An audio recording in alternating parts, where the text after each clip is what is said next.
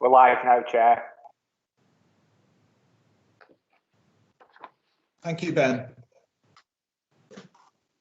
Welcome everybody to the Resources Overview and Scrutiny meeting to review the budget.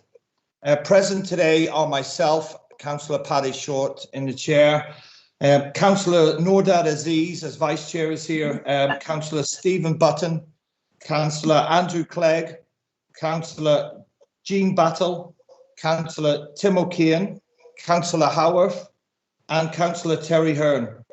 Also present is Mr. Paul Barton, who is a co-optee of the committee. Present today to report to the council and to the meeting are the leader, Councillor Miles Parkinson, portfolio holder for resources, Councillor Joyce Plummer, the leader of the opposition, Councillor Marlene Howarth, and the Deputy Chief Executive, Joe McIntyre. Before we go into the agenda, I would like to outline the process for today's meeting. We have 4 budget-related items which will be presented by the leader of the council and the portfolio holder for resources. Councillor Howarth will then have the opportunity at the end to submit an alternative budget or suggestions from the opposition group. Committee members may ask questions at any time through myself, the chair. Those councillors present who have registered to ask questions may only do so when we get to that agenda item number 8. This item will also include any questions received from members of the public. If there are any recommendations from the committee, I ask that these are made at the end of the meeting once all the information has been scrutinised. Can I ask the councillors here today who have registered to ask questions to turn off their camera and to mute until the chair invites you to ask your question, so as not to confuse the public watching who are the voting members of the committee. Mute until the chair invites you to ask your question, so as not to confuse the public watching who are the voting members of the committee. Okay, on to agenda item 1. Apologies for absence, substitutions, declarations of interest and dispensations. Ben, have we got any? It's apologies from Councillor Kath Pratt, Chair, and Councillor Marley Howarth is substituting for Kath Pratt. Thank you very much. Thanks, Susan. On to agenda item 2, the minutes of the last meeting. To submit the minutes of the meeting of the Resources Overview and Scrutiny Committee held on the 26th of November for approval as a correct record. I recommend that these minutes be received and approved as a correct. Can I have a seconder, please? I'll second it. Councillor Button, thank you very much. Any of, I take it all those are in favour. If anybody's not in favour, if they could just put their hand up. All right, thank you very much. That's passed. Item number 3, the medium-term financial strategy. This is to consider the 3-year projections of income and spending for the council ahead of formulating its saving plans so that we can set an annual budget as a council for 21-22. I would like to welcome Councillors Parkinson and Plummer to submit this report. Thank you, Chair. COVID-19 has dominated 2020 and 21 and will potentially dominate much, if not all, of 21-22. The pandemic adds to the uncertainty of the financial forecast for the next 3 years as set out in this report. It is already difficult to predict the council's financial future due to the government's proposed failure trading fund, which is expected to remove revenue support grant funding of 1.5 million as a source of funding for the council and see changes made to how much business rates we are allowed to retain. This creates a big challenge in 22-23. requiring the council to look to find around 2 million of savings in that year to balance its budget.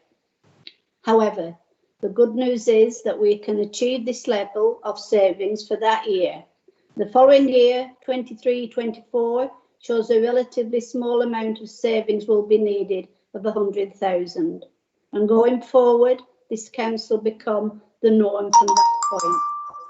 This does, however, assume that the council does achieve revenue growth on council tax and business rates in the latter year of the medium-term financial strategy. And if these do not occur, but instead flatline, as the economy stagnates as a result of COVID-19, the savings pressure on the council could mount to more than 3 million in 22-23, with a further 1.25 million required the following year. At the opposite end of the spectrum, if council tax and business rate growth is good and the government does not withdraw all our revenue support grant immediately in 22-23 or replace it with other grants, we could be in a position for a few years in which we can operate a surplus budget. The range between the pessimistic and optimistic scenarios is significant at over 5.4 million, reflecting the large amount of uncertainty the council currently faces due to the combination of COVID-19 and the government's financial review of local authority funding. The position around the robustness of the forecast should improve as the year progresses. We would expect that once the government announces the detail around the new funding levels next December, the ability to plan ahead effectively based on robust figures should be greatly improved. Until then, the conclusion from the medium-term financial strategy is that the council should be cautious in its approach to spending and not take on significant new commitments while looking to protect its reserves, in case what emerges is a scenario which leans more to the pessimistic model. The council leader and myself will be happy to answer questions. Thank you, Chair. Thank you very much, Councillor Plummer, for that. We have some advanced questions from the committee. If we can go through these, and then what we'll do is take additional questions from the committee members at the end of the questions, of all three questions. So the first question, if I may, the report mentions forecast business rates for the council of 4.3 million. In light of the pandemic and other factors, how confident are you that we will achieve this amount? Thank you, Chair. As the report states on numerous occasions, predicting next year is much more difficult than at any time in the past. So there needs to be a great deal of caution taken in regard to all the figures in the report. The 4.3 million is our best current estimate, but if the economy does not recover quickly and many businesses fold or cannot meet some of their key expenses like paying rent or business rates, the figure could be lower. We will monitor this closely during the year, and if the figures are significantly lower, we may need to make some corrective action. Thank you, Chair. Thank you, Councillor Plummer. If I can go swiftly on to the second question. What impact will Brexit have over the period of the MTFS? Thank you, Chair. Again, this is something that is very difficult to know. The Council does not trade directly with Europe and only buys a very small amount of goods from overseas.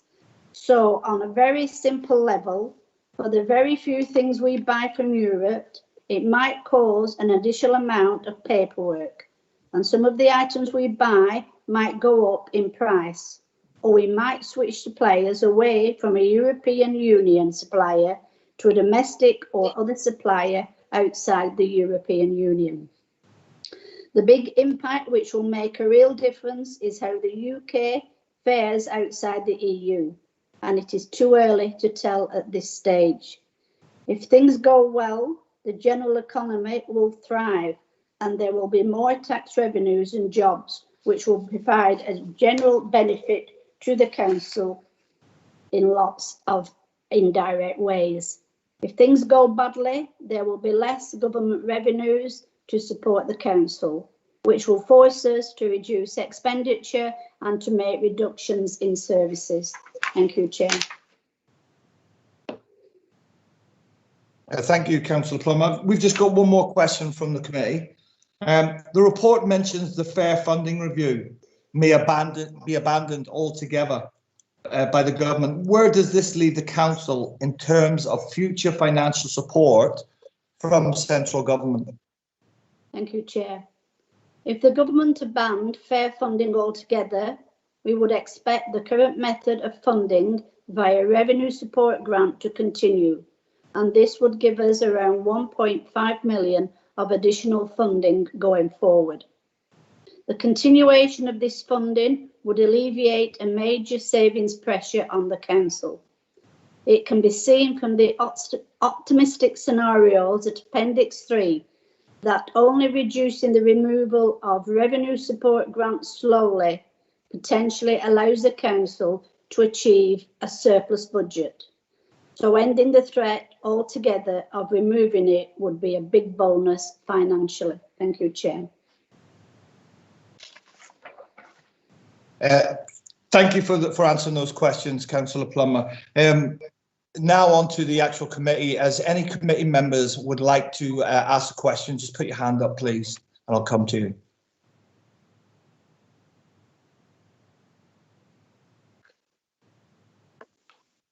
Okay, so nobody's put their hand up, so we'll move on to the next item on the agenda, which is agenda item 4, which is the prudential indicators and treasury management and investment strategy. Thank you, Chair. This is a standard report required each year by the Chartered Institute of Public Finance and Accountancy, which sets out how the council will manage its loans, investments and cash positions over the next 12 months. It sets guidance and limits on officers' actions to protect the council long-term financial well-being.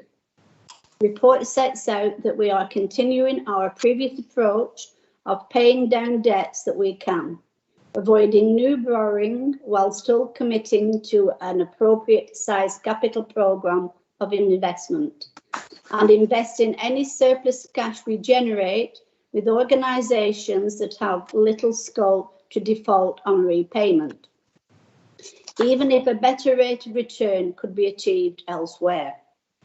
We expect interest rates to remain at the current low levels until after 2023, as the economy recovers from the impact of COVID-19 and the country deals with the new position in relation to the European Union. I am happy to answer any questions that the committee have put forward. Thank you, Councillor Plummer. Just 2 questions from the committee on that. The first question being, on page 113.11.1.2 in the report, money brokering, and page 114.11.1.3 in the report, consultancy and advisory services, we note that suppliers of these are predominantly London-based. While we respect that London is perceived to be the financial centre of the UK, is it not considered to bring the supply of these services closer to home? Where possible, as a supporter of local and regional employment, we want to try to encourage suppliers to be, if not in Hyndburn, but certainly in Lancashire where feasible. Thank you. Thank you, Chair. These types of external supports to the council tend to be very specialist and mainly London-based. But you will notice one of the suppliers' name is based in Manchester. Thank you, Chair. Thank you, Councillor Plummer. The second question, we would like to ask about the member approval process for capital schemes in 7.3. It is not clear at what stage of the process non-cabinet members are advised which schemes are unviable or not. Why is this? All projects coming into the formal process will be viable. Any unviable project should be screened out by the service head before submission, and the viability of projects is tested again by the Capital Programme Working Group and Finance before any final recommendations are made to the corporate management team or council.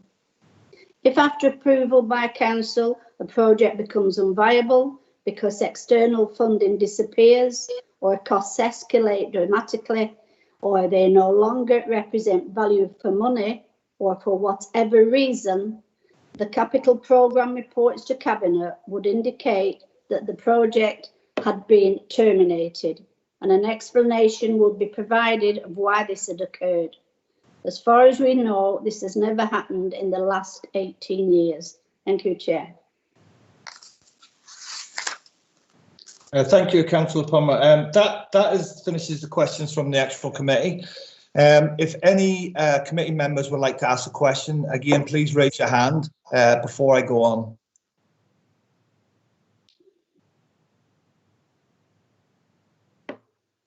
No, okay, thank you very much. We'll move on to item number 5, which is the general review budget. The general review budget is to consider the proposal for the 21-22 general fund revenue budget, which also provides an overview of key issues arising from the medium-term financial strategy. Can I ask Councillor Plummer to please now present this report? Thank you, Chair.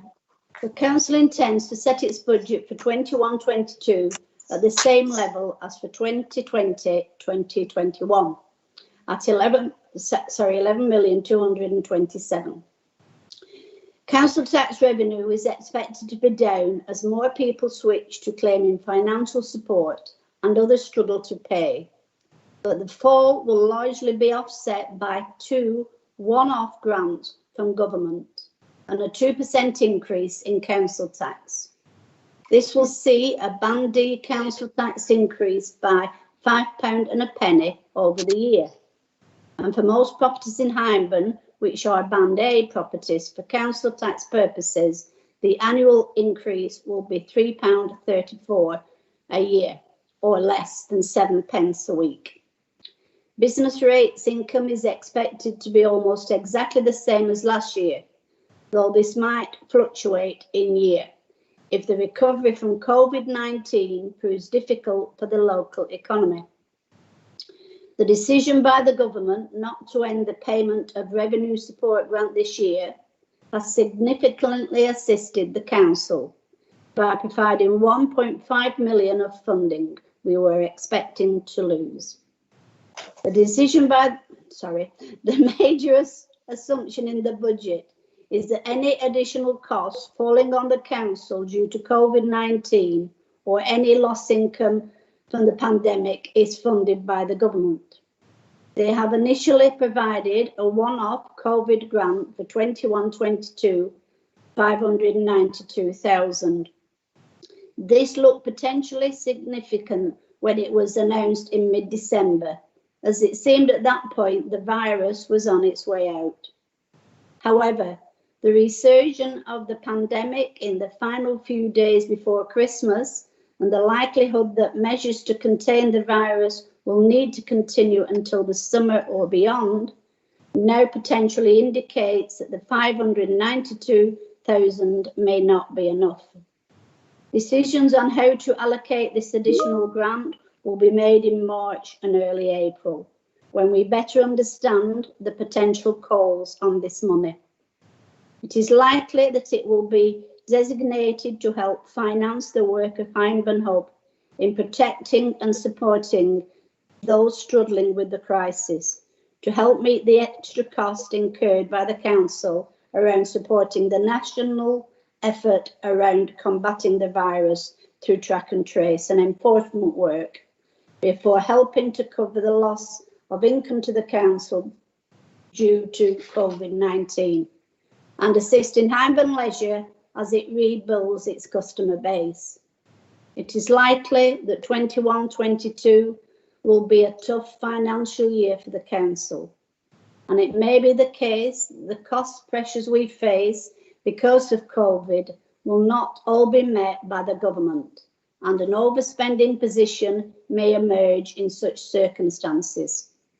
However, we would expect to be able to manage this within the overall financial position of the council, and given our level of reserves, we should be able to cope with such pressures.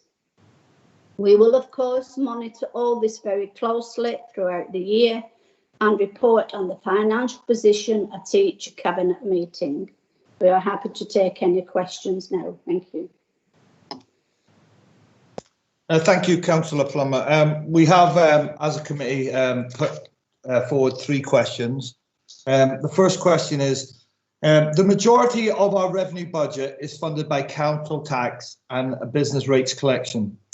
Are you concerned that we won't achieve the forecast collection rates this year due to the pandemic and other factors? Thank you, Chair. A significant drop in revenue from council tax and business rates is a concern, and we will monitor this closely during the year and report to Cabinet on whether the performance is below expectation. If the figures are significantly below expectation, we may need to reconsider our spending plans and make adjustments in year to protect our overall financial position. Thank you, Chair. Thank you. Second question, page 10 mentions continuing to reduce carbon emissions and energy costs as a council. Can you provide some detail on this, please? Thank you, Chair. The council is looking to introduce a new air handling and energy system into Hyndburn Sports Centre and make improvements to our energy consumption at Scatecliff House and the cemetery. Estimates are that this will reduce our carbon emissions by around 75%, and our energy bills will reduce by tens of thousands of pounds. Thank you, Chair.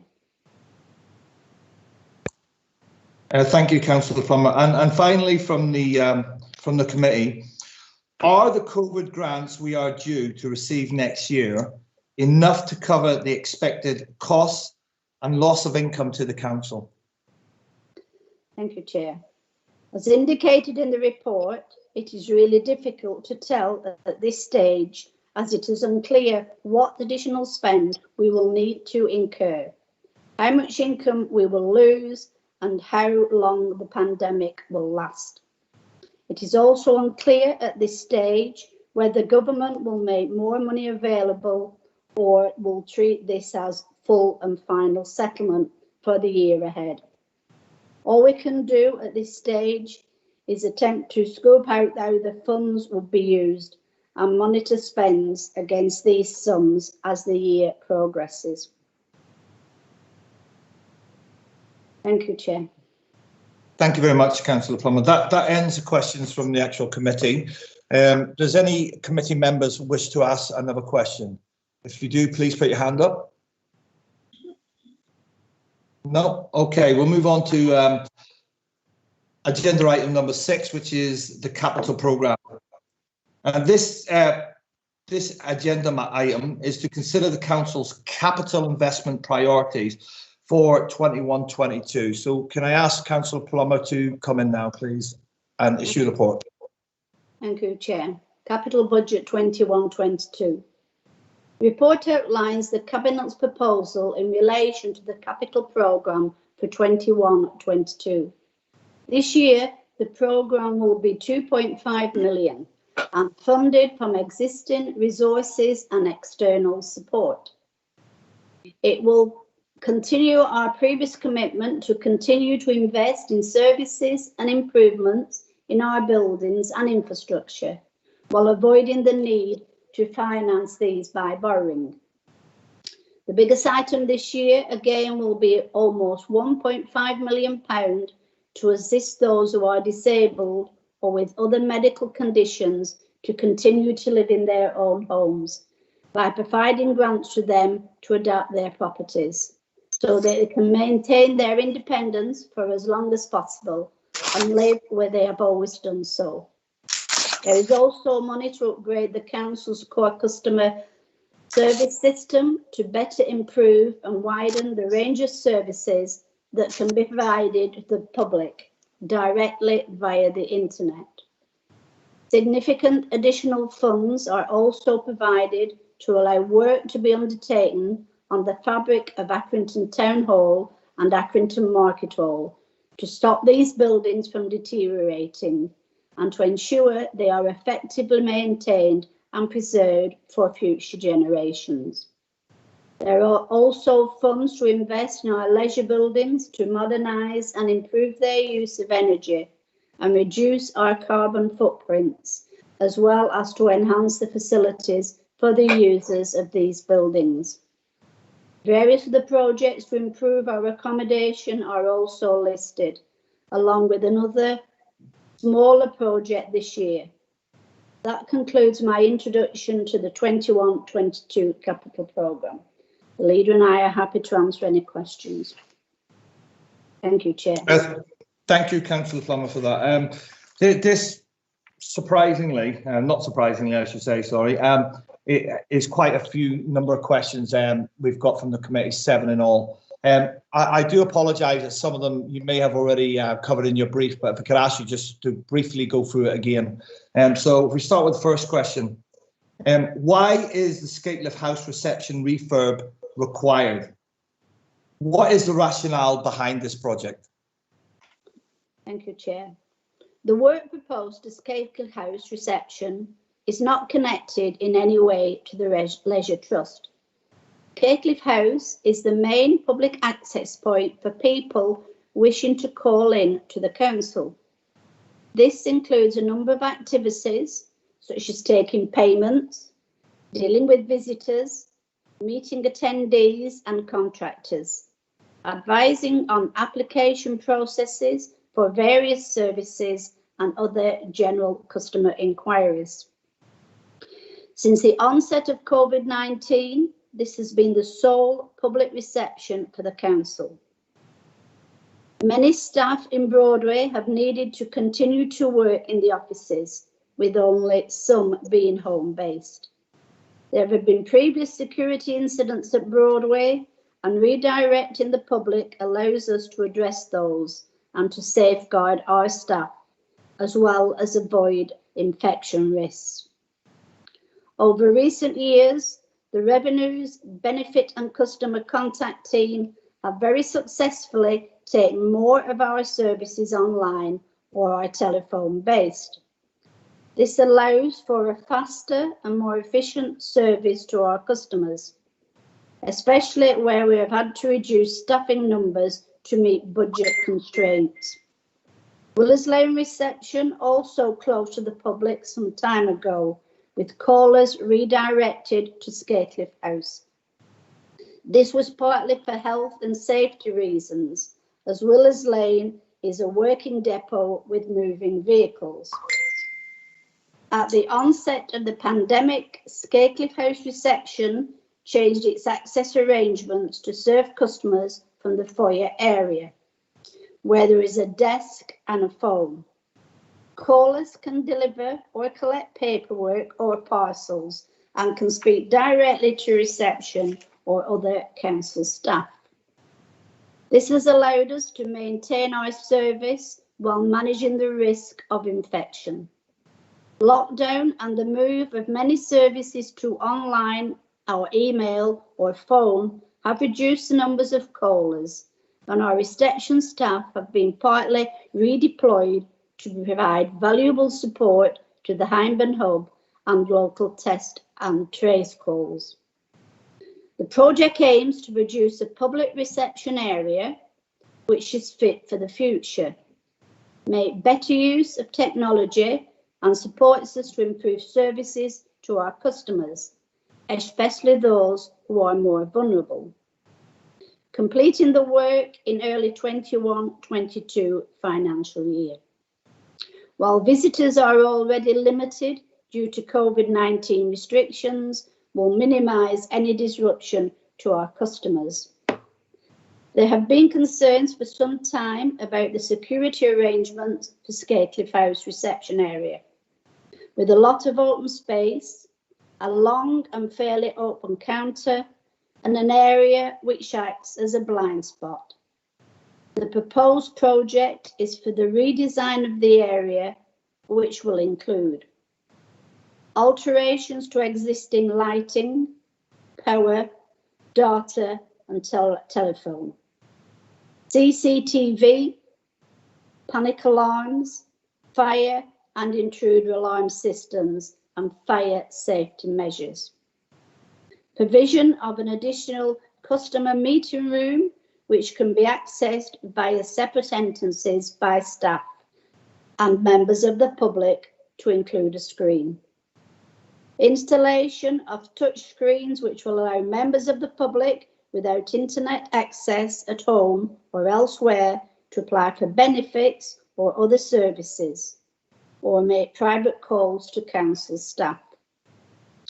A smaller screen counter area where customers can speak directly to or be supported by council staff or reception staff. Factors including colour choice, microphones, hearing loop, counter height, etc., which will aim to make the area more accessible and to be safer for customers with disabilities, including those with visual or hearing impairments. A controlled, secure access to the rest of the building. An ability to arrange desks in a way that allows for social distancing. Ease of cleaning so that it can more easily keep the area safe. The head of revenues, benefits and customer services and the head of ICT are key members of the project team to help streamline and improve access to services. The initial cost of 100,000 was made before any detailed work started in terms of getting quotes and advice from building control and fire safety experts, and we will aim to deliver the project at a lower cost than this. We will also explore whether our public sector decarbonisation fund resources may also support some of the required work, so that the project further aligns with the Council's climate emergency pledge. Once the capital programme has been agreed, we will go out to tender for the work required in accordance with standing orders. Thank you, Chair. Thank you, Councillor Plummer. If I can go on to the second question now, please. Why are the council paying for Linden Park Highway improvements? Is this not the responsibility of the Lancashire County Council, the Highway Authority? Thank you, Chair. This is not for roads on the new estate, which are Keepmoat's responsibility. The bid is for contractual costs towards the Linden project. The bid is towards Council's share of recently completed highway improvements in the Harwood Lane areas, including new road access to football playing fields rear entrance, extend the footpath on Harwood Lane to entrance of the football playing area, top entrance, provide a zebra crossing at Harwood Lane, junction alignments and safety work and markings, Harwood Lane on one-way system. Part of the project, the council entered into a promotion and land development agreement with Riley Developments Limited back in 2016. This sets out the contract terms for both parties and stipulates that the council and Riley's share all 4 football playing fields developments and related planning obligations, cost on a ratio of 42% the council and 58% Riley's. Therefore, this includes planning obligations for highways improvements. The works have recently been completed and the estimated cost is 174,476.83, and therefore the council share is 73,280.27 plus VAT, 42% of the cost. 40% is already set aside in the capital programme towards the project, and therefore the 35,000 bid is for the remaining balance. The additional 172,000 is rounded up and allows for any unforeseen costs. Thank you, Chair. Thank you, Councillor Plummer. On to item 3. Regarding the tech refresh, what is the council's policy on recycling old tech equipment? Is there an opportunity for the council to donate laptops, etc., to local schools? Thank you, Chair. The PCs and laptops are deployed until end of life or until they can no longer receive security updates, whichever is the soonest. In the event that we have stock that can be repurposed for the community, charity or education, we have in the past made this known to staff and councillors with the instruction to contact the head of ICT if they could be of use to an appropriate organisation. Thank you, Chair. Thank you, Councillor Plummer. Question 4. Are we likely to spend the full allocation of disabled facilities grants? Have we spent our full allocation in the previous 2 years? Please provide details. Thank you, Chair. As you will imagine, expected spend is down this year against the budget due to COVID-19. People have been reluctant to allow people into their homes because they are isolating or just nervous of catching the disease from workmen, and it has been difficult to get contractors to work as well. Spending against allocation in 2018-19 was 674,285, compared to the new funding of 825,559. And for 2019-20, it was 690,000 against a new funding of 825,897.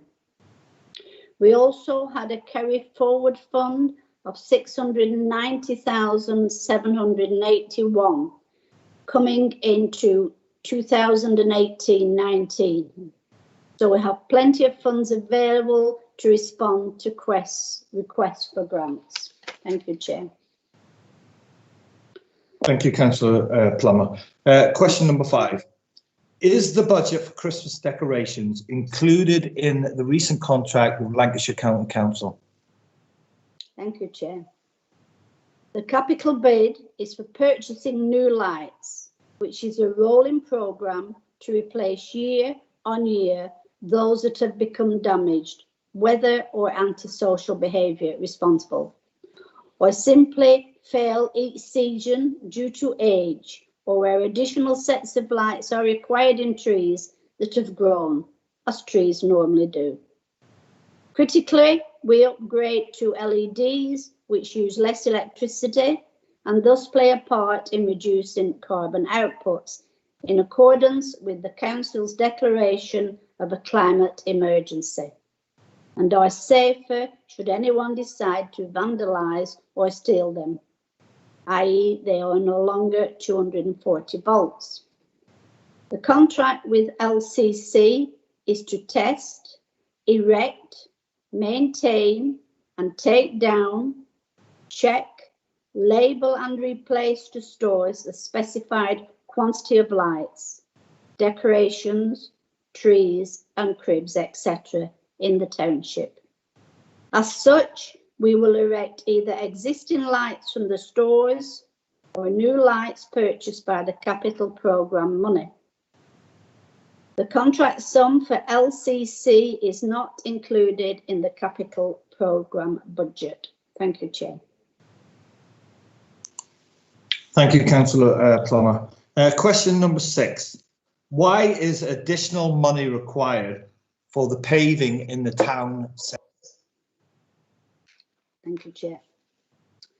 The current highways and cycleways annual budget is insufficient to maintain the higher quality paving across many areas of the town centre.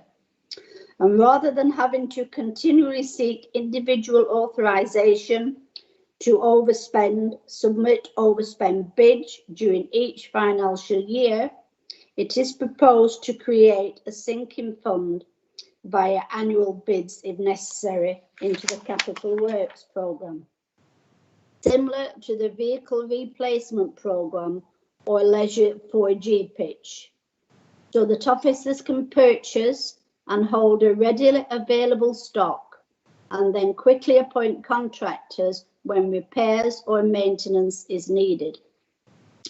The original THI Town Square / Blackburn Road project did have a surplus stock build in the project costs for repairs. But as paving was extended into the Market Hall service yard, a large proportion of this was used up.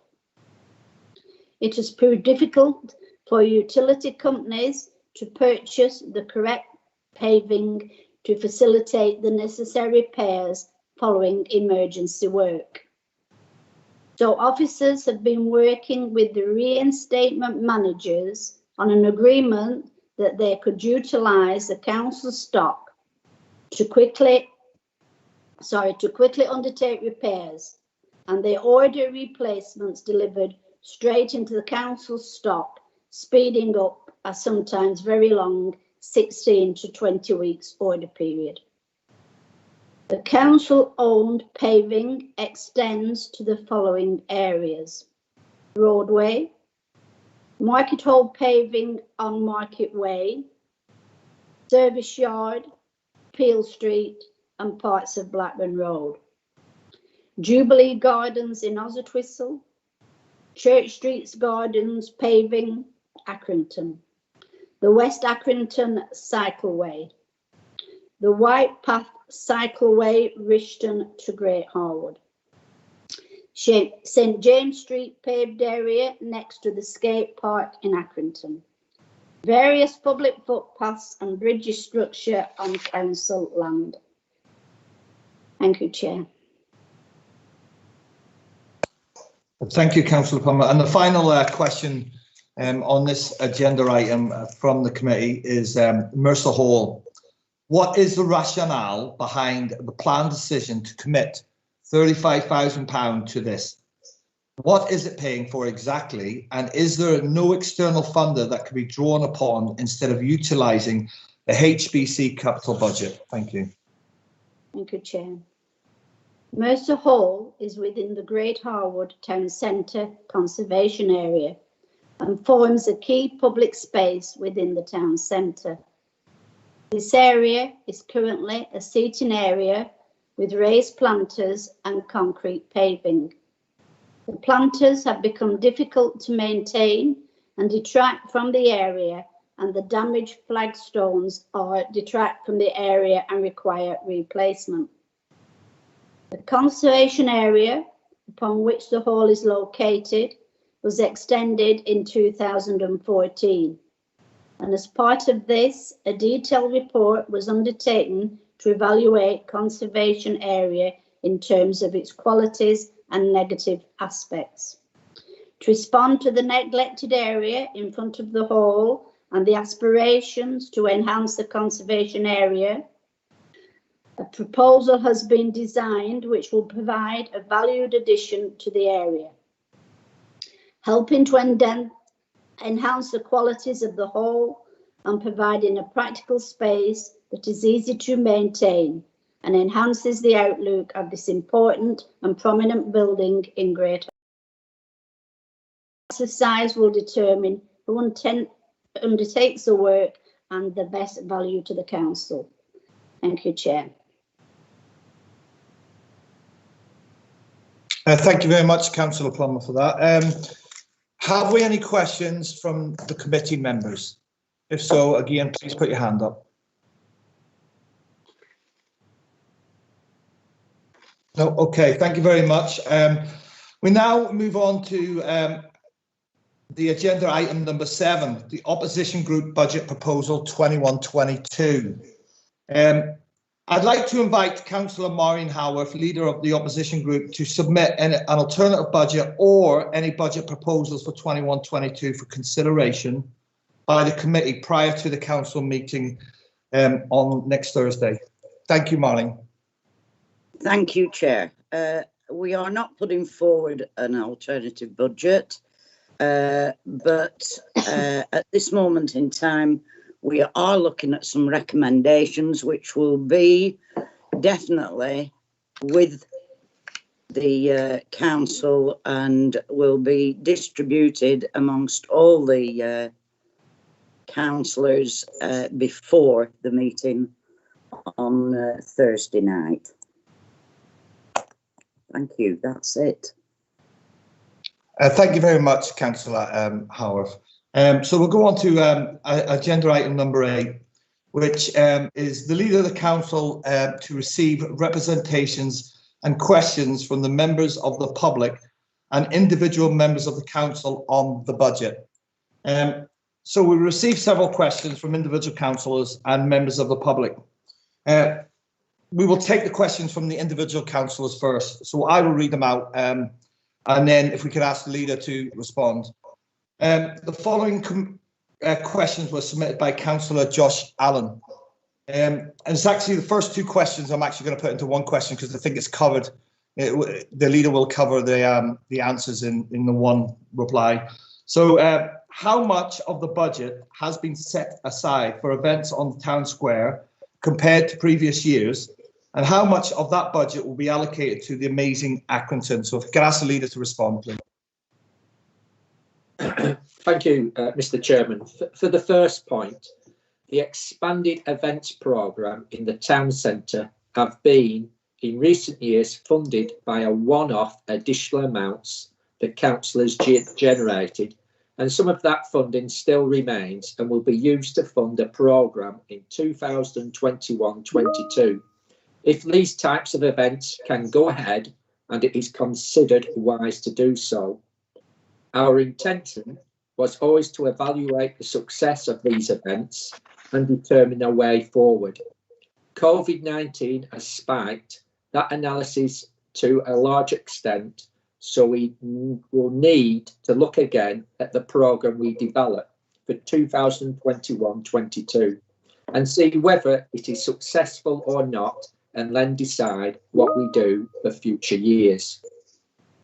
On the second point, there is no specific allocation of budget to Amazing Accrington. The council is looking at ways of helping boost the town centre and regenerate the all of Hyndburn, and is in various discussions on how this could best be done, including with various businesses and business groups. Once those discussions are in an advanced state and we have something concrete to outline, we will come back to Cabinet and set out the various options and discuss how to move forward. Thank you, Mr. Chairman. Thank you very much, Councillor Parkinson. And so if we go on to question number 3. How much money has been handed to the council from the government for COVID-related expenses to date? And how much more do we believe we could need? Thank you, Mr. Chairman. So far, the council has received or been promised over £42 million of funding. This is a huge sum, almost equivalent to our total budget for 4 years. And we expect more funds to arrive before the end of the year. Most of the funding has been earmarked to be passported onto local business and residents, with around 6 to 8% coming directly to the council to help meet the cost of extra activities such as track and trace and the Hyndburn Hub. Additional expense the council has faced, and to cope with the loss of income the council has suffered as a result of the pandemic. It is hard to tell how much more we will receive before the end of the year, as this is determined by government. It is true to say we could do with a lot more, as many people and businesses are still struggling and could either do with some additional support or some form of new help. It's welcome that the government have promised an extra £592,000 to the council for the next year. But again, we don't know at this stage if it will be enough or not. We would hope the government institute the rates holiday it granted to so many businesses last year for the next financial year, and we await the Chancellor of the Exchequer budget announcement next month to see if they do this. Thank you, Mr. Chairman. Thank you very much, Councillor Parkinson. So the fourth question from Councillor Allen is, will there be a further push for the Shop Local campaign? And if so, how much will be allocated? Thank you, Mr. Chairman. We will be looking to support our high street and local retailers in numerous ways this year, and talking to the retail sector around what they believe works best and helps them the most. And I'm sure the Shop Local campaign will feature in those discussions. Thank you, Mr. Chairman. Thank you very much. The final question from Councillor Allen. How much money has been allocated for the removal of the outside market? And is this still sufficient due to the current climate? Thank you, Mr. Chairman. The project has £750,000 allocation, and this is still believed to be sufficient, and we will intend to go ahead with it at an appropriate moment. Thank you, Mr. Chairman. Thank you very much, Councillor Parkinson. I know it's not on the agenda, but I'd like to bring in, if any councillors have any questions on that actual on the actual questions that Councillor Allen asked. So if we've got anybody who would like to put the hand up. I know Councillor O'Keefe, you put your hand up earlier, so I'm going to come back to you after the end of councillors' bit. Anybody else got questions on that? No, great, thank you. We'll now move on to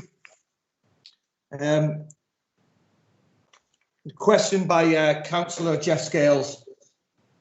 With regard to the capital budget, there's a number of townships that won't benefit from any investment this year, despite strong projects being put forward by councillors from these areas. I'd like the leader and the wider cabinet to reflect on this, and particularly to take seriously suggestions for capital allocations put forward from such areas as Riston, and maybe to revisit some of these suggestions. I think there's a real inequality in the current strategy that in many areas that Hyndburn Borough Council own very little property, a situation often exaggerated by strategies to privatise green space and other aspects of the public realm linked to new housing development. And the council's current approach is only to invest in property they own, creating a structural inequality compounded by the council's chosen approach. I therefore think they should be open to funding properties owned by third parties, when this will benefit those communities, when the necessary safeguards can be put into place to ensure the community can continue to benefit from these facilities in perpetuity. Investments in sports facilities, for example. What are the leader's reflections on change in approach, and would he consider revisiting the current plan on this basis? Thank you. Thank you, Mr. Chairman. I mean, the council each year sets its priorities for its capital budget. And of course, it usually goes through a cycle, and that usually determined by what is needed in replacement. So 1 year, shall we say, if you look at the capital budget, you will look at Lowerfold Park. It's going to receive investment. There'll be certain parts of the borough up at Buller Park where neglected facilities will be taken away. So it's done on a priority, just like any other organisation. What is the priority? Now, of course, we would love to do more. There is a limited budget, and we have a limited capital budget of about 2.3 million. 1 million comes from funding source to have disabled adaptations. If we went back a number of years, the capital budget was in double figures. It was between 10 and 15 million in those years, and we did a lot more. Now, of course, the council must maintain its facilities and its land, and they're in every township. Regarding investment in other bodies, the council does, and over the years we've done many things supporting sporting clubs, whether Great Harwood Rovers in Great Harwood, Rishton United, and going over to Whiteash. So we do that, and we also do make investments which are not, shall we say, owned by the council. So if we look at Rishton in particular, we did a master plan along the canal, and we made sure that there was facelift money for Spring Street. Now, there's facilities which need investing throughout the borough, and as what is being outlined, we would like to move quicker and faster. But the issue is that we're not going to borrow and then affect the revenue budget. We have a limited budget, full list goes forward, and of course, unfortunately, priorities have to be selected from that. But if there is an issue in any town which meets the criteria and the priority, it will be there in the capital budget if it can be funded with all the other priorities, Mr. Chairman. Thank you very much for answering those questions, Councillor Parkinson.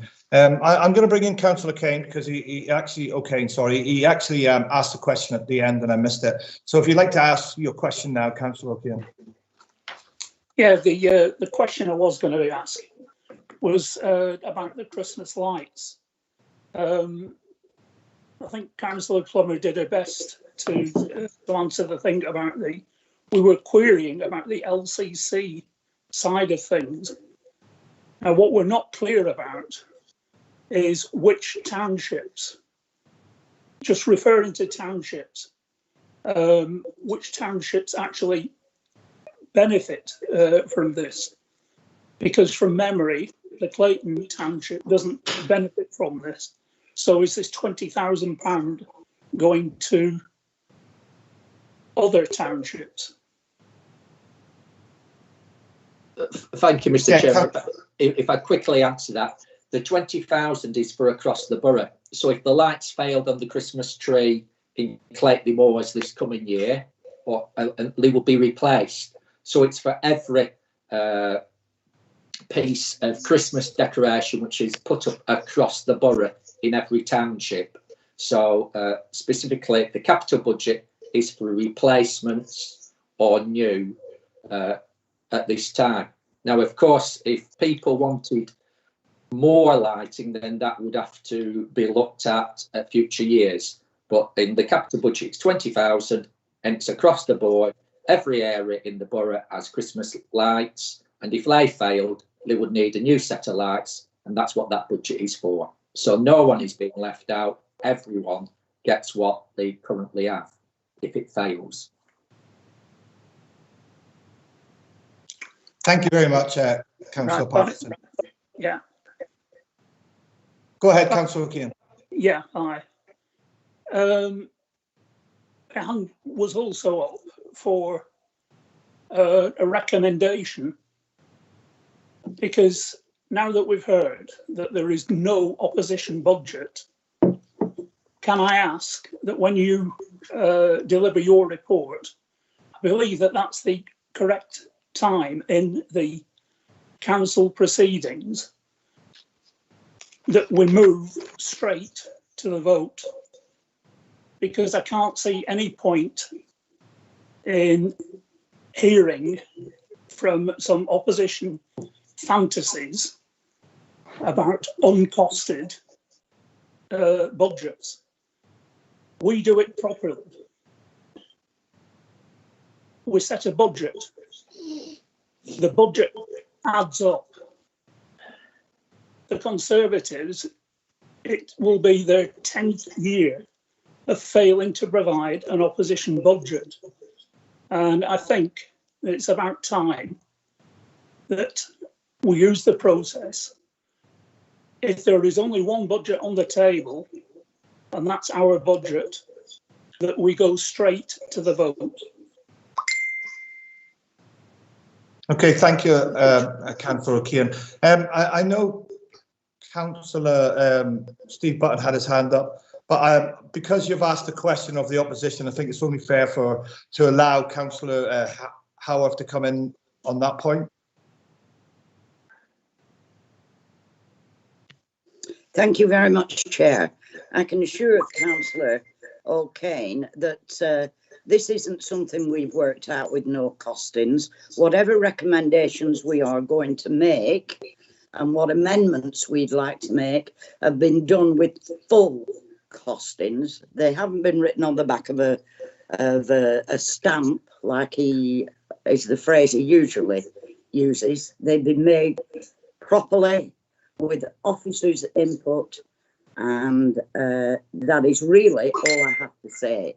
The amendments that we make you will all have, and they have been assessed and cost saved, etc. That is all I have to say, really. I'm quite surprised that Councillor Tim O'Kane feels as he does. It just astounds me. We are allowed to make amendments, and amendments we'll make. Thank you. Thank you very much, Councillor Howard.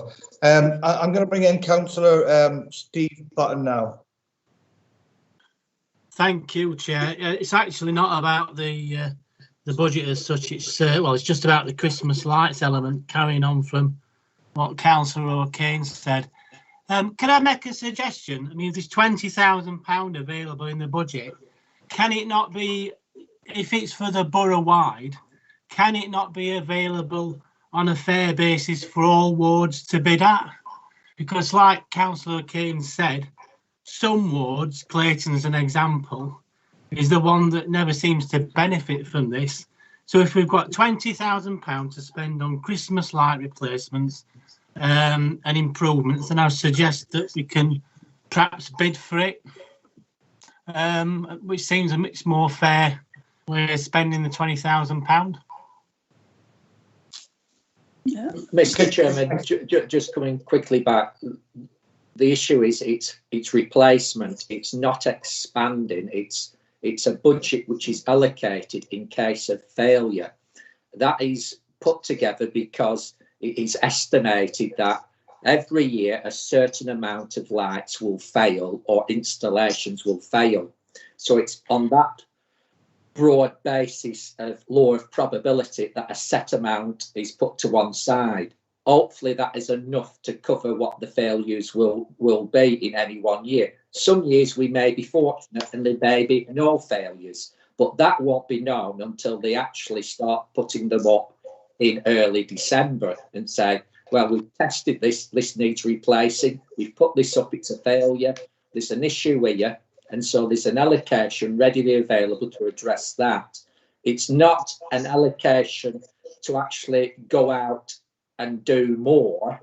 That would have to be a separate capital amount put into the capital budget. This is simply dealing with any perennial problems, just like any householder who pulls the Christmas tree down, gets the lights out and finds they've failed, and they've got to go down to B&Q and buy some other lights. When you look at the amount of bulbs and lights which go across the borough, there is a percentage which will fail, and that's what that amount is put to one side, which would hopefully cover that. But of course, if we're very fortunate, no lights will fail and we'll have some residual, and that might be an issue for a further year where that whatever is saved is put to one side. Thank you, Councillor Park. Could you bring in Councillor Nordad Aziz, Vice Chair, please? Thank you, Chair. Can I just point out the whole process of the setting a budget is it to be scrutinised, not have headline grabbing sound bites on the budget. It is to bring a costed budget to scrutiny so the elected people on this committee can review this. I'm astounded that Councillor Howard is saying that that is costed with officers' input. If she's that confident, she should have brought it to this committee. And I agree with Councillor Kane that, playing to the gallery, especially when we're in the middle of a pandemic, and just for, a headline grabbing, agenda is simply not good enough from the opposition. And if they have got a budget, they should have brought it to this meeting today for it to be scrutinised. And for me, it's astounding that she's challenging, Tim O'Kane, because I fully agree with Councillor O'Kane on his point. If they can't bring their budget to scrutiny, it should not be presented on the evening of the budget setting at full council. Thank you very much. Thank you, Councillor Aziz. I'm going to move on to this point. I mean, we've got full council next Thursday, and Councillor Howarth and whoever wants will be able to put their points forward on that. So thank you very much for that. So we're going to go on to, I've got a following statements and questions from the independent councillor, Patrick, I think it's independent Conservative councillor, Patrick McGinley. Just to clarify, these are not the views of the committee. The questions will relate to the capital budget, and I'll read these questions in full. Some of them are statements rather than questions. So obviously, if the portfolio holder or the leader wish to come in, by all means on those statements, but I won't request that you do. But if it does provide a question, I will ask you to answer the question.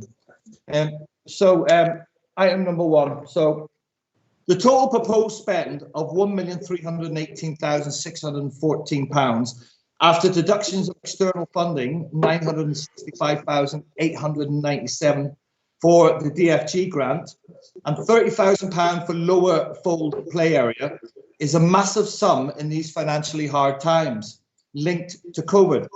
We all trust our senior council officers to evaluate bids which come in from department heads.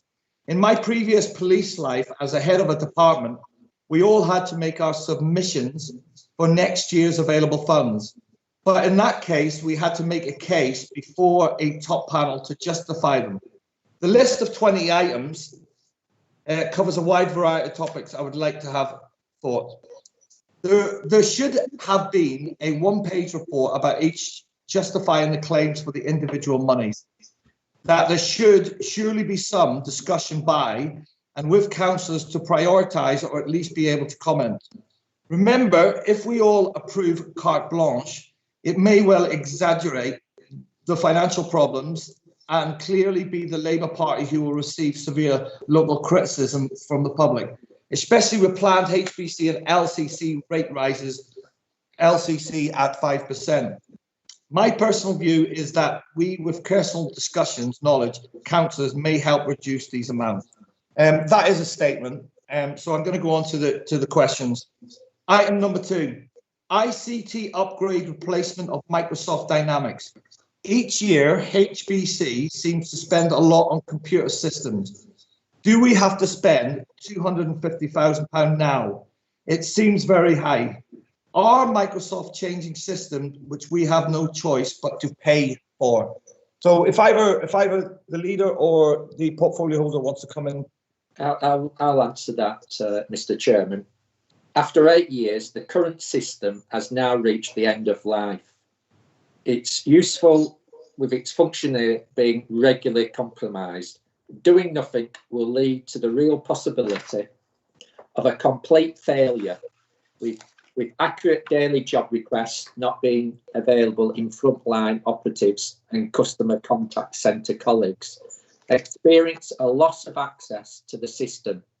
In addition, customers are currently unable to amend or update a service request and are resorting back to contacting the council via phone, email, adding extra work, and its current. There are also no scope to expand the online provision to other council services. The software Microsoft Dynamics 2011 will no longer be supported in 2021, exact date to be published by Microsoft. And the Server 2008 software has already been de-supported from January 2020, leaving the council at risk of a security breach as we no longer receive any security updates. The recent upgrade of the corporate online payment system means the council can no longer take payment for payable services via Dynamics, e.g. green waste, fly tipping, fixed penalty notices, and the current annual revenue costs met by ICT services, waste services, and the contact centre at approximately £30,000.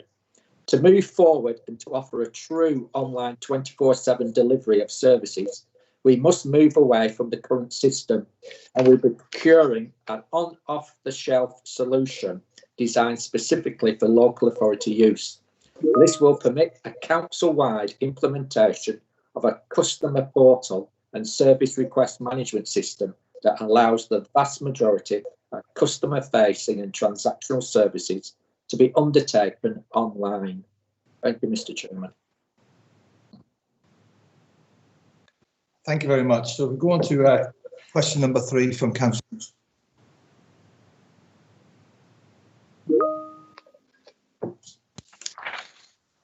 Question number 3, Accrington Town Hall. External improvements, additional funding, with all the previous money spent on the outside of the town hall, do we really need to spend another £153,430 on this project this year? Hyndburn Leisure Trust are the town hall keepers, and I truly think this is an extravagant spend in such times of hardship. What is it for? Who is doing the work, please? Thank you, Mr. Chairman. The Town Hall is a Grade 2 listed building. The council, as owner of the building, has a statutory duty to ensure it is properly maintained. Following extensive detailed service by a specialist conservation expert, a specification of works was drawn up and cost estimates provided to carry out essential stone and window repairs. The works will be spread over 2 financial years. As such, this budget is the additional sum required this year to carry out essential repairs, with an additional amount required in 2022-23 to complete the work. The work is essential to prevent further spalling and loss of stone features, water ingress, subsequently further damage, risk of wet rot, dry rot, and further loss of stone. Some windows to be double glazed, therefore increasing energy efficiency and thermal comfort. The works will be carried out by a conservation contractor by a tendering process, and estimates include scaffolding costs. Work will go out to tender as per standing orders. Thank you, Mr. Chairman. Thank you very much. Item number 4. Accrington Market Hall, external improvements. 151,484 suggested. This is a lot of money, and what will we get for it? The market is dying. We all accept this, but will this cash improve shopping to this extent? I believe councillors need to know exactly what is planned and whether the cost matches the planned actions. Who will do the work, for example? Can it be done cheaper? This cash could very well be the £150,000 some are talking about for a professional research team to conduct a HBC Towns study. Thank you, Mr. Chairman. The Market Hall is a Grade 2 listed building. The council, as owner of this building, has a statutory duty to ensure it properly maintained. There are already signs of water ingress through the external walls and roof areas, and despite a number of repairs completed over recent years, a programme of renovation is now required. Following extensive detailed surveys by a specialist conservation expert, a specification of works was drawn up and cost estimates were provided to carry out essential stone window repairs. The works will be spread over 2 financial years. As such, this budget is an additional sum required this year to carry out essential repairs, with an additional amount required in 2022-23 to complete the work. The works are essential to prevent further spalling and loss of stone features, water ingress, subsequently further damage, risk of wet rot, dry rot, and further loss of stone. Some windows will be double glazed, therefore increasing energy efficiency and thermal comfort. The works will be carried out by a conservation contractor via a tendering process, and estimates include scaffolding costs. Work will go out to tender as per standing orders. Thank you, Mr. Chairman. Thank you, Councillor Parkinson. The next item from Councillor McGinley. Accrington Cemetery Welfare Depot Facilities, 100,000. Does this have to be done this year, and why such a vast sum? None of us, certainly very few of us, have any idea of what this money is being spent on. Again, who's doing the work, please? Thank you, Mr. Chairman. The operational depot in the Accrington Cemetery was built over 40 years ago, and together with the old brick Victorian structure, both are now no longer fit for purpose or cost effective to maintain. The proposal is to demolish the old depot buildings, wooden garage structures and old wooden fencing, and replace with a modern depot building and welfare facilities, a new garage and auxiliary works, which is fit for the purpose, as well as enhancing security by installing replacement fencing and CCTV.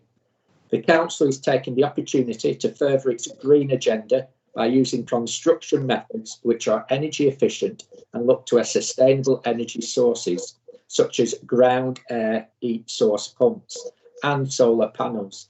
A tender exercise will determine who undertakes the project and offers best value to the council. Thank you, Mr. Chairman. Thank you, Councillor Parkinson. We'll go on to the next item.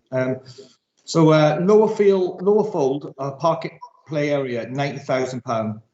I have a vested interest in this project. As a leader, Miles Parkinson is aware. It is currently a health and safety hazard and will be busy after COVID. I note there is a 1/3 grant of £30,000, but as the local councillor, nobody has spoken to me about the work proposed. £90,000 seems to be initially high. Again, who will do the work? Thank you, Mr. Chairman. The play area in Lower Fold Park was installed approximately 15 years ago. Since then, the play area has been extremely well used by many local children and is part of the reason the park has achieved green flag status. The playground equipment, due to its popularity, has had a lot of use and wear. As such, the time has come to refurbish this well-used and popular play area. The average cost of a decent play area with good play value in 2021 is approximately £90,000, and we hope to receive £30,000 external funding to reduce the overall cost to the council. A tender exercise will determine who undertakes the play area installation and offers best value to the council. Thank you, Mr. Chairman. Thank you very much. Next item from Councillor McGinley. Haworth Art Gallery, lighting and wedding venue, £46,450. So much HBC monies have been spent on Haworth Gallery over the last few years. Is it really necessary in these times of hardship to spend such a vast sum on chandeliers, etc.? How long will it take to recoup any of these monies? Surely many years, I suggest you cannot inflate wedding party charges to recover this large amount of cash. Again, who will be doing all the work, please? Councillors have a right to know, as each of us have a duty to the people we represent, to be able to explain the logic and reasoning of such massive spending owing to austerity times. Thank you, Mr. Chairman. The initial LED system are outdated, difficult and expensive to repair when they fail, which is frequent.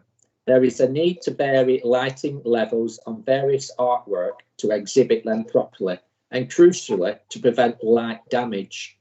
Lights in rooms used for weddings also fail frequently, and should lights fail at a major event, this could damage the reputation of the council and the Haworth as a wedding venue and threaten the investment already made.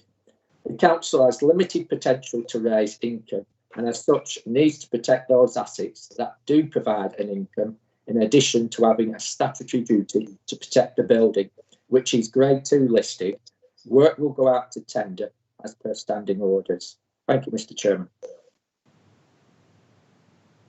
Thank you. If we go on to the next question. Buller Park building asset realisation, £40,000. I wondered if this was sorry, what was this actual cost? But it is shown as spending. This needs to be clearly explained to all councillors, as it seems a lot of money. Asset realisation suggests selling, not spending. Thank you, Mr. Chairman. The old bowling green area at Borough Park is no longer used. The local bowling club disbanded and no other user for the site has been identified. As well as the bowling green, the site consists of an old brick toilet block and small bowls pavilion, a couple of bowls shelters and a fence. Unfortunately, as there is no legitimate use on the site, it has become a target for vandals leading to antisocial behaviour. Local ward councillors, in consultation with the police, have been asking for the removal of this site to stop on-site problems. The funding is to demolish the site and return it to a grassed area of the park, which can be maintained properly and provides no venue for vandalism or antisocial behaviour. A tender exercise will determine who undertakes the work and offers best value for the council. Thank you, Mr. Chairman. Thank you, Councillor Parkinson. The next item is Lower Fold Park asset realisation, £35,000. What is this money being spent on? Probably clear and easy to clarify about this issue, but councillors should all receive a report to explain the accuracy of this spend. So if you could do that. Thank you, Mr. Chairman. There are currently 2 buildings at Lower Fold Park in Great Harwood. An old wooden bowls pavilion, which is really poor condition, and a disused brick building, which used to be a satellite depot for the park service. This capital programme bid seeks to request funding to demolish the old wooden bowls pavilion, as it is no longer fit for purpose, and refurbish the old park depot building, as it is no longer used by park staff, so it can be used as a new bowls pavilion alongside with a possible base for other healthy activities such as cycling. Our tender exercise will determine who undertakes the work and offers best value to the council. Thank you, Mr. Chairman. Thank you very much. We're near at the end. Next question, Mercer Hall forecourt refurbishment, 35,000. I have recently had extensive talks with Lindsay Sims about this and have plans to spend many thousands of pounds to alter the interior pool at Mercer House. It is 2 years since the pool was closed for a long time for repairs, but not all internal costs were borne by the Leisure Trust last time, nor will it be this time. As a local councillor, I found out about the planned external alterations from the HBC Facebook picture. The £35,000 proposed spend is simply not necessary and totally unjustified at this time of hardship. I invite councillors to view the site, which is kept in a pleasant manner suitable for Mercer Hall. Add to this the latest Leisure Trust report about the projected £10 million in development for Hyndburn Leisure at Wilson Playing Fields, together with Lindsay Sims saying in the report that Mercer Hall is outdated and barely fit for purpose, words to that effect. Then surely we should wait several months longer or even a year to see if the 10 million Arthur Wiltshire building with a full-size pool goes ahead. I strongly contend not one further penny should be spent outside or inside on Mercer Hall, as it will do is further increase the depths of the Leisure Trust and cost the HBC for the outside prettying up and structural interior works. Thank you, Mr. Chairman. I mean, part of the answer has already been answered by Joyce. I'll just expand it slightly. I mean, the public realm in front of the Grade 2 listed building, Mercer Hall, is very important to Great Harwood. And part of other developments in the town, which was Tesco and Heldy, there was 106 agreements to make funding available for public realm improvements, similar to the Pennine Reach, which saw the investment on Town Gate. The council has put the amount as stated at 35,000, but other funding came forward from Tesco, which needed to be spent on public realm. So it's actually more than 35,000. The issue is to actually invest in an area which adds added value to the townscape and especially the High Street. The article regarding the Leisure Trust, the Leisure Trust will do a portal, and that is going to be open, I believe, from the 22nd in consultation. The fabric outside the building and how it looks on the streetscape is very important to the council. And what also will be important to the council will be the view of residents on repurposing Mercer Hall, and the council will listen to that. But of course, they will have their consultation with Hyndburn Leisure Portal shortly. But on the requirement spending in front, it is added value to the street scene, just as what came forward from Pennine Reach on Towngate to actually make it more appealing. Thank you. Final question, Councillor Parkinson, from Councillor McGinley.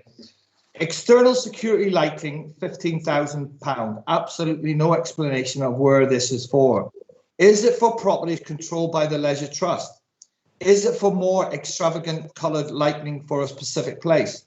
Councillors need to know so they are able to answer to the electorate. Another glaring example of no report to assist councillors, who without any debate are all most likely to just rubber stamp this long list of expenditure. The people of this borough need to know. Thank you, Mr. Chairman. This funding is to improve the security at a number of park sites. This work is being undertaken in combination with improving the CCTV coverage at these sites to reduce the potential for theft and vandalism, and to ensure they are safe for members of staff and members of the public who use these sites for work purposes and leisure activities. A tender exercise will determine who undertakes the work and offers best value to the council. Thank you, Mr. Chairman. Thank you very much, Councillor Parkinson. Just so that everybody's aware, Councillor McGinley also asked questions on Scateliff House reception, Linden Park Highway and Accrington Town Centre paving. But these questions have already been asked and answered already. So next, we have actually a set of questions from a member of the public. And Mr. Wayne Fitzharris, I would like to thank Mr. Fitzharris for taking this time as a member of the public to ask questions. So if I'm going to ask these questions, if either Councillor Parkinson or Councillor Plummer would like to come in, please do. I'll ask the question. Yeah. So the first question is, to be honest, the first question is just a statement. So if you want to come in, you can. If you don't, obviously it's fine. I'll go on to the second question. Well, I'm sorry to say I'm opposed to unnecessary spending during a pandemic, but must we really spend now? Can we postpone till 22-23 unless it's an emergency? Thank you, Mr. Chairman. Clearly, unnecessary spend at any is inappropriate, and even more so in the wake of the pandemic. I think always carefully consider the need to invest and make improvements against the drive to save money and do what is right for the people of Hyndburn. Each of the projects have been carefully considered and recommended because they are necessary. Also, it is important that the council does not shut down on activity because this provides vital work to local businesses and the wider economy. And work from Hyndburn will sustain out the recovery. Locally. Thank you very much, Councillor Parkinson. The further questions, there might be duplication on the previous questions, but I will ask them anyway on his behalf. So question number 2, 250,000 on website software interface. Who are we interfacing with? How many staff will need to interface? Has this got anything to do with Amazing Accrington? Thank you very much, Mr. Chairman. We have provided an extensive reply around the ICT investment earlier in the meeting. The project is not significantly about the number of our staff who will interface with it, but increasing the numbers of people who use this technology to do business with the council and widening the scope of what they can do and the range of services they can do it for. There is no link between this work and Amazing Accrington. Thank you very much. We're going to question number 3. 300,000 on the Market Hall, Town Hall. After millions being spent on these, is it greedy to request? Thank you very much, Mr. Chairman. We have also answered a question on the Market Hall and Town Hall earlier. These are magnificent buildings in the key location of our main town, and we want and need to keep them in a reasonable condition. Unfortunately, due to their age, they are now expensive to maintain, and every few years we need to spend money on them. Thank you very much. Question number 4. The Haworth Art Gallery spending smells of a poorly run business. Can we understand why £45,000 is? Thank you, Mr. Chairman. An explanation of the spend on the Haworth Art Gallery is already previously provided. Again, this is an old building and requires investment to maintain it. Thank you. Question number 5. Can you confirm in total how much the Leisure Trust is seeking for their total? Thank you, Mr. Chairman. There are 4 projects that relate to the Leisure Trust, but none of the funding bids are from or for the Leisure Trust. Each case, the council owns the building and the council investing, improving and repairing its own buildings. The total spend in relation to these 4 buildings is £348,000, but the £35,000 in relation to Mercer Hall is really for public realm outside the building and is not directly related to the Leisure Trust. There is £153,000 for improvements to the fabric of the town hall, repairing stonework and replacing windows, which we share with the Leisure Trust, and they are our tenant, and another £150,000 towards the upgrading and plant and machinery of Hyndburn Sports Centre, which is again a council building from which Hyndburn Leisure operate our leisure facilities. And finally, £10,000 is set aside to meet commitments given by the council in relation to the artificial pitch at the sports centre for future replacement. Thank you, Mr. Chairman. Thank you. Question number 6, and I think this has already been covered, but if you'd like to say something on it. 100k on Skatelift office is offensive. The vaccine has reduced, most dangerous, and continues to drop. 100,000 is excessive for a new office. What else is the money being spent on? Thank you, Mr. Chairman. We have previously outlined the full extent of the work at Skatelift House, and I think this indicates why this amount of money is needed. But of course, that is a budget allocation, and we would hope to be under that allocation. Thank you. Next question is £35,000 for Mercer Hall is unnecessary. We don't need this, especially with the news that it is to go. Thank you, Mr. Chairman. As indicated early in the expenditure here, is to the public round outside the building and not to the building itself. This is an area that needs improving as it is in a conservation area, and the investment will significantly improve this key area of the High Street in Great Harwood. The building is staying. That is a consultation which the Hyndburn Leisure will start from the 22nd and full consultation in March. The area of town outside Mercer Hall is being invested in, and with residents' views coming forward to the Leisure Trust, that building can be repurposed.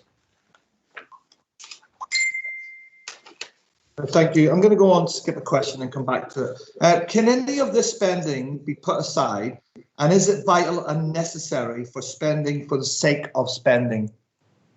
Thank you, Mr. Chairman. Hopefully, from everything that has been said today, you can now see the council carefully considers all its capital programme projects, and that spending decisions are carefully weighed before being made.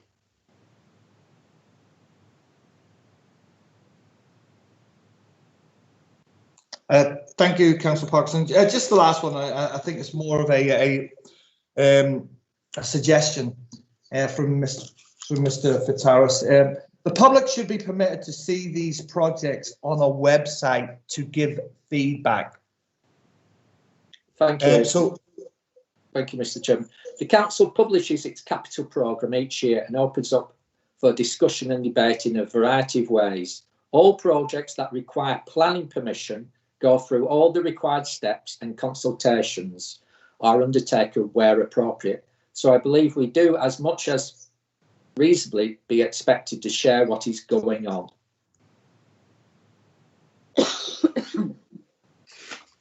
That's great. And that's the end of those set of questions from a member of the public. Thank you very much, Councillor Parkinson, for answering them.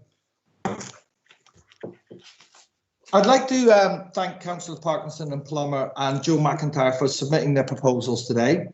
The role of this committee is now to make recommendations to Council relating to the information we have heard today. I would now ask if any committee members have any recommendations they would like to put forward.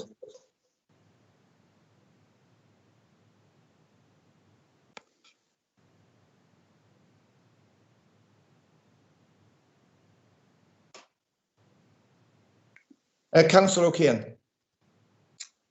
Simply to repeat what I said before.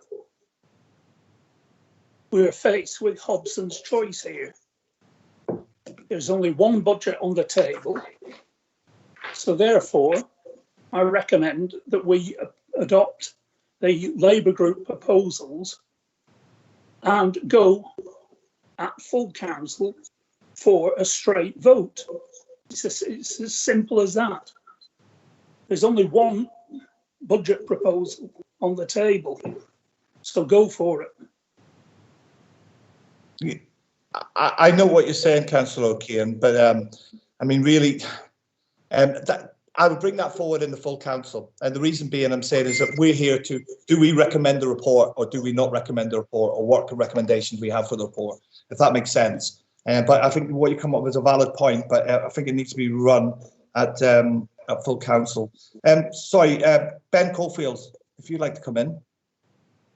Yeah, sorry, Chair. I was just going to advise there, but I think you've said that it's not this committee's task to decide what happens at full council, just to make recommendations on whether it supports the budget or would like to add anything to the budget. Okay, thank you very much, Ben. So anybody else got any recommendations for that are actually in the budget today? No. Okay. So therefore, I submit that the contents of the four reports submitted today be noted.